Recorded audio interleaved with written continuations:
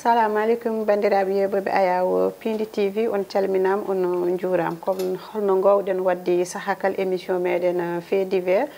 onon jaafuno aussi en mbayri huccidirde mataw ko golle ɗe tan saabino ɗum sahakal eɗen jaada hen e gorko mo horko ƴer guelleji birom Demba Dogo Adama Diop a salminama ko noon a salmitama bandiraɗo debbo no feewi en calmini kadi bandiraɓe no mbiɗa ni en jooɗima ko juuti en garani filandeɓe yewtere mabɓe fait divers ɗum noon gasi ñalawma hande o no mbiruɗa ni tan ko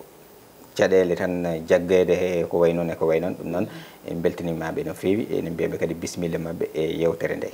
Adama Diop fait divers men hande puɗɗirtoɗen ko fee mo gandanɗa hoorema ronkama yo waɗi disparaître ɗo wiyete leydi meɗen Sénégal woni négligence médicale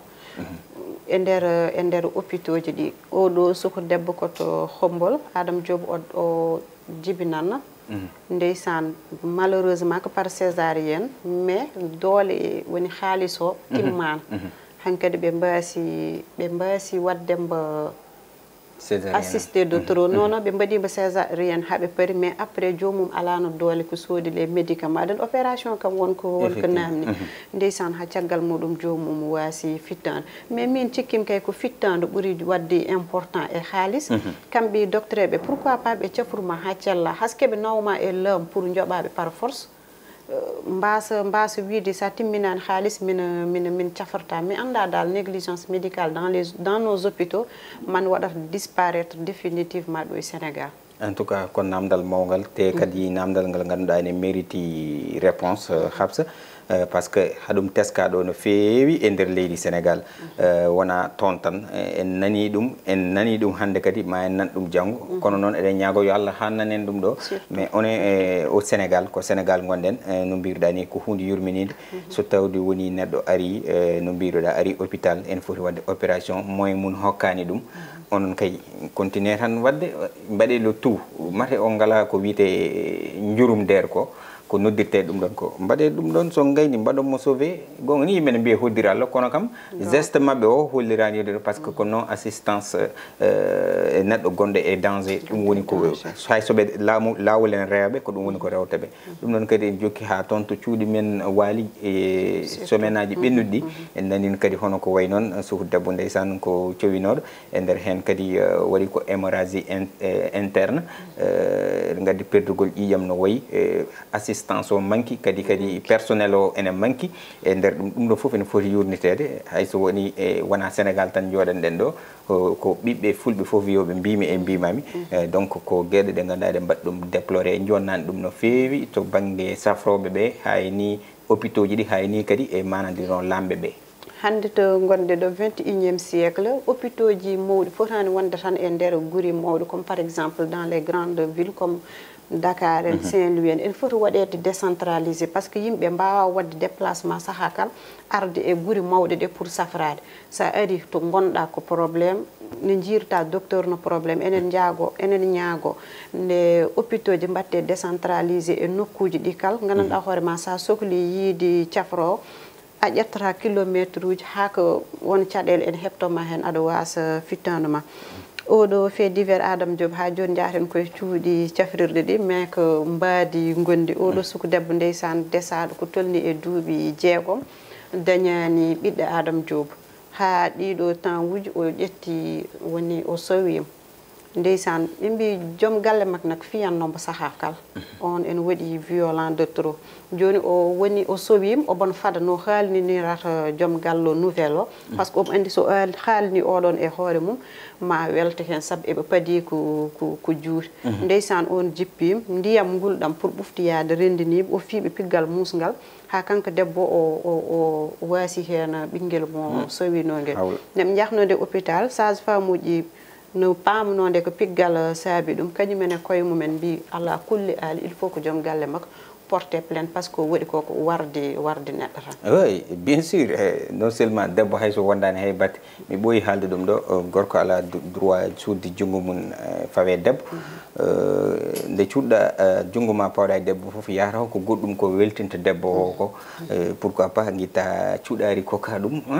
ɗum ɗon woni ko ɓuuri wadde fayida ƴeeɗa oto kokka ɗum caabi kono fiide ɗum billet d'avion mbiya yahude vacances uji voilà ɗum ɗon fof nan ɗon pourquoi mbaɗani ɗum choisir ha tenti e debbo cowiɗo Habsa surtout ay ɗon kadi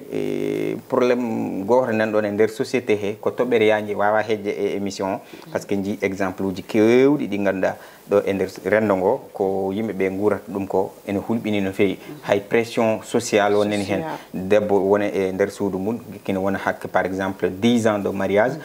Allah hokkani ɗum ɓinguel jiiya pression sociale kaari kay jibinta toɓe ñohanno ha nanta sahaji waɗa hen ƴefta hen woni décision ngaji taw kadi moƴƴani mum so tawi artirin haqqille mum andi kadi ko Allah hokkata ɓiɗɗo donc ɗum ɗon foof ko gueɗe ɗe ganduɗa pression sociale o ene jeeya e gueɗe kewɗe kono oɗo kam en ɗefi surtout seeɗa an debbo ma jooɗi sowahi Allah waɗi kadi sowima duttoɗa kadi aɗa fewi ɗumen min de mbiɗa yaadi wonde yo porte plainte mbiɗa andi wodan wiɓe wonde yo mbaddu maslaha tade ko debbo e gorko mum mais goto fof yiyande mum min yiyandam yo portum plainte absolument saabu hasko wonano wasdede ko sowino ko piggal ngal e hoore mum ko hunde no fotani wonde eɗo kalta ɗo neti oɗo pression société o mo fawata ɗum e dow rewɓe ɓe pour wiide a dañani ɓinguel aɗa andi saabinom suko debbo ɗeɗo balɗe jewtuɗe ɗe mamma kundu ha ƴetti comci tan fodde lebbi 9 en waɗi ɗum e reedu muɗum min kam Adama Diop oɗon o yoɓat kam gonɗam rewɓe ne kewi peeje de Absa o den heewi peeje happata no mbiɗa ni yo yoɓe gondima par ce que wonani tan an e woɓɓe hewɓe nde nani ɗum de affaire o muusi ɗumen e yurmini mbimi ɓeɗo wujju ɓemɓe ɓe ganani yimɓe neɗɗo rese fodde duuɓi sappo ronki dañde ɓiɗɗo dañi ɓiɗɗo onon garon nawon ɗum kepton ɓinguel muɗum haye commentaire TikTok Adama Diop dañi wiɓe est ce que wona ko ɓinguel jinni o wonno reedu gofon haalirɗe ɓe mbi ko sumgoji ɗi pandima ko sacrifice uji e ko way noon alors ko ɗum fof wodani ndekete Adama Diop mi lelima jamma hakkillam fof en woni o debbo mbiɗa wiyamba Yallah yo feeñ kanke ɓinguel makko taw haydara heɓani imagine jomum min je sais pas holɗum yimɓe mbiyannoɓe o wonani reedu peu importe sa andi wona an hokkat hoore ma ko Allah hokkatma tan aɗa foti effectivement no mbirumi ni ɗum woni ƴimanagal iman billahi o neɗɗo il faut jogo ɗum ɗon kadi so rutima Habsa kanko nde waɗi ɗum oɗon plan kanko e waddiɓe waddi ɓe ko kamɓe tan gandi o wona reedu heddiɓe fof cikkata ko reedu yimɓe galle mabɓe mbima kañumen tinnode ne jaggunode ko koriɗi kañumen en gonde weltare gananɗa hoore soli goddi kewɗe kañumen tan e jomumen gandi ɗum ne belto saabu Allah en mbaɗnomo yeene wondemo nde sowademo nde Allah hokkamba ɓiɗɗo e aduna mais oɗo saaha jomum nene jiwɗi laamu Yallah yaltinɓe dow jaam Allah andi ko takimba miijade wadde nde feere kono kam ko huuɗi en tout cas ɓeydi tan e dernière information ngaji keɓɗen ɓeydi tan ko wadde enfoncé programme o ɓe kuccitino e procureur guila e altine ɓennuɗo ɗo eno gueɗe ɗe mbeɓani yaltindeɓe ɗeɓe lofi ɗo wona hunde weeɓo association ɓe jagguira ko affaire de escroquerie ene wonde wallodirde e yimɓe ene mbaɗa ko boni ko fewani complot foof gueɗe kewɗe fawa e dow mabɓe absolument Allah ko moƴƴi Adama Diop émission meɗen gasi ha laaɓi mbaynotoɗa bandiraɓe ha saaha goɗɗo ko noon so wona ko weltare tan Habsa en mbaydiri